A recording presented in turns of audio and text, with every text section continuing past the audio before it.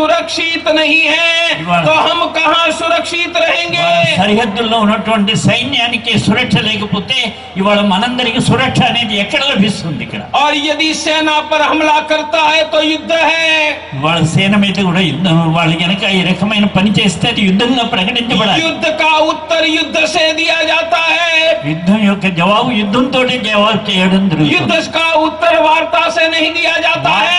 తోటి మాటలతోటి కాదు జరగవలసింది। और कश्मीर में कोई सेना पर पत्थर मारे तो उन पर बॉम्बार्डिंग करो, कारपेट बॉम्बार्डिंग करो। రాళ్ళు వేస్తే బాంబులు వేసి జవాబు చెప్పాల్సిన అవసరం ఉంది మనం। ये देश की सेना को सुरक्षा चाहिए। ఈ దేశం యొక్క సైన్యానికి సురక్ష కావాలి మొట్టమొదటి। ये देश की पुलिस को सुरक्षा चाहिए। దేశంలో పోలీసుకు సురక్ష కావాలి దేశంలో। और सेना और पुलिस पर ऐसा हमला कश्मीर में हो रहा है मानो पाकिस्तान से आए हैं। వాళ్ళ సైన్యానికి పోలీసులకి వాళ్ళ కాశ్మీర్ లో జరుగుతున్నటువంటి అవమానం ఎంతటి నీచమైనటువంటిది। और याद रखो, हमने सेना और पुलिस पर हमले श्रीनगर में नहीं रोके तो कल हैदराबाद में भी पुलिस पर हमले होंगे। ఇవాళ గనక మనం మన సైన్యం మీద మన పోలీసుల మీద జరిగేటువంటి ఈ దాడులు గనక ఆపకపోతే రేపటి దినం హైదరాబాద్ లో జరిగితే కూడా ఆశ్చర్యపడాల్సిన అవసరం లేదు।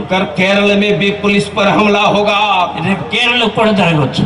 कौन सेना पर हमला कर रहे हैं? ఎవరు ఇక్కడ సేన మీద దాడులు చేస్తున్నది ఎవరు? वही औरंगजेब की औलादे सेना पर हमला कर रही है। వీళ్ళందరూ కూడా ఔరంగజేబు సేన, जिन्होंने भारत पर हमला किया था, ఒకనాడు భారతదేశ సైన్యం మీద దాడులు జరిపారు। जिन्होंने हमारे घर लूटे थे, जिन्होंने हमारे घर लूटे थे, ఒకనాడు మన యొక్క ఇండ్లను దోచుకున్నారు। आज वही लोग कश्मीर में हमला कर रहे हैं। ఇవాళ వాళ్ళే కాశ్మీర్ దగ్గర దాడులు జరుపుతున్నారు। हमें चाहिए सुरक्षा। మనకి వాళ్ళ కావాల్సింది మొట్టమొదటి సురక్ష। सुरक्षा हर गांव में चाहिए। ఇవాళ ప్రతి గ్రామం కూడా సురక్షితంగా क्या हो ఉండాలి। रहा है हिंदुओं के साथ आसाम में? ఇవాళ అస్సాంలో ఏం జరుగుతోంది హిందువుల పట్ల? क्या हो रहा है बंगाल में? బంగాల్లో ఏం జరుగుతోంది ఇవాళ?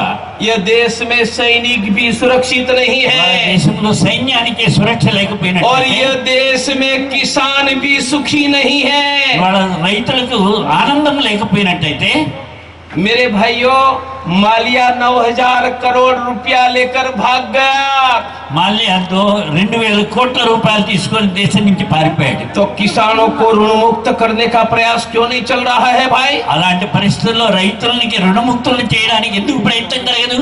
बहुत बंधुओं को पता नहीं है।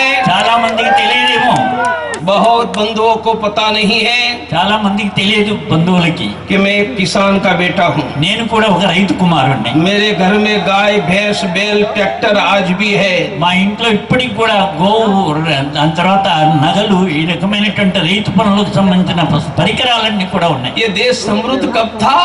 ఎప్పటి వరకు సమృద్ధంగా ఉందో जब ये देश का किसान समृद्ध था। ఎప్పుడైతే రైతు సమృద్ధంగా ఉన్నాడో అప్పుడే ఈ దేశం యొక్క సమృద్ధి అనేది చూపించబడింది। हमारे घर में मिर्ची नहीं होगी ఇవాళ మన ఇంట్లో మిరపకాయలు లేకపోతే तो 12,000 रुपये क्विंटल बिकेगी। 12,000 క్వింటాలు ఎలా అవన్నీ కూడా విక్రయించబడతాయి। और किसान के घर में खेत में मिर्ची आएगी तो 4,000 रुपया भी लेने वाला कोई नहीं मिलेगा। ఇవాళ 4,000 రూపాయలకు కూడా క్వింటాలు తీసుకునేటువంటి వాడు దొరకడిక। मानी 10 महीने आपने देश के नागरिकों से 12,000 लेकर लूटा है 12,000 రూపాయలుగా తీసుకొని లూటీలు చేయడం జరిగింది ఇంతకాలం। और अब 1 क्विंटल का 4,000 नहीं देकर किसान को लूट रहे हैं। ఇవాళ 4,000 రూపాయలు కూడా ఇవ్వకుండా కిసాన్ ని లూటీ చేసేటువంటి వాతావరణం తయారు చేశారు। अभी सरकार ने आंकड़े दिए, ఇవాళ సర్కారు లెక్కలు చెప్తోంది। हर वर्ष 12,000 से ज्यादा किसान आत्महत्या कर रहा है। ఈ సంవత్సరం 12,000 మంది ఆత్మహత్య చేసుకుంటున్నారని అదే లెక్కలు చెప్తా ఉంది। मानी हर आधे घंटे में एक किसान आत्महत्या कर रहा అంటే है। అరగంటలో ఒక ఆత్మహత్య జరుగుతుంది రైతు। भारत में प्रत्येक किसान के सर पर 52,000 रुपया का ऋण है। ప్రతి ఒక్కరి రైతు మీద 52,000 రూపాయల అప్పు నడుస్తోంది।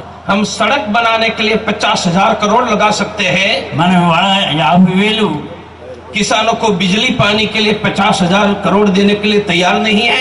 కరెంట్ కోసం నీళ్ళ కోసం 50,000 రూపాయలు ఇవ్వడానికి సాధ్యం కాదా?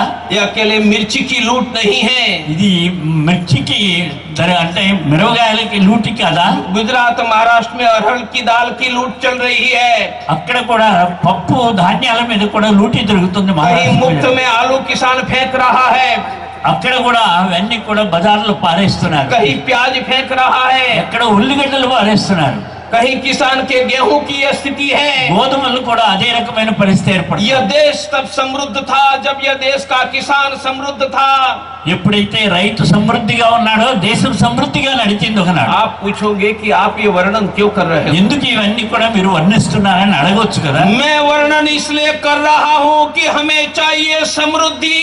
ఎందుకు నేను చెప్తున్నా అంటే మనకి వాళ్ళ సమృద్ధి అనేది ముఖ్యంగా కావాల్సిన అవసరం. हमें चाहिए सुरक्षा, సురక్ష కూడా దాని వెంటాల కావాలి. ఇది ये देश के लोग समृद्ध थे, ఒకనాడు సమృద్ధిగా ఉన్నటువంటి భారతదేశం ఇది. हमारी सुरक्षा नहीं हो पाई, समृद्धि लूट कर चले गए।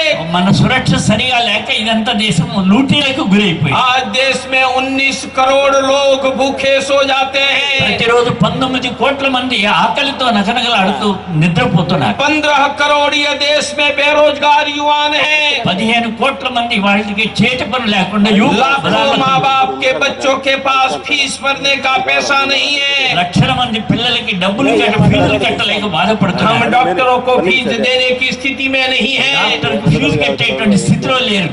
मैं वर्णन इसलिए कर रहा हूँ ఎందుకు వర్ణిస్తున్నానంటే कि हमें समृद्धि चाहिए సమృద్ధి కావాలి మనకి. और समृद्धि के साथ सुरक्षा चाहिए। దాంతో పాటుగా ప్రతి ఒక్కరికి సురక్ష కావాలి. और हमने हिंदुओं को समृद्ध बनाने का एक्शन प्लान हिंदुस्तान में बनाया है। హిందువులు సురక్షితంగా సమృద్ధిగా ఉండడానికి యాక్షన్ ప్లాన్ ఒకటి తయారు. हमारा 6 पॉइंट का एक्शन प्लान है। 6 పాయింట్స్ తో ఒక ప్లాన్ ఇస్తున్నాను. हमारा पहला सूत्र है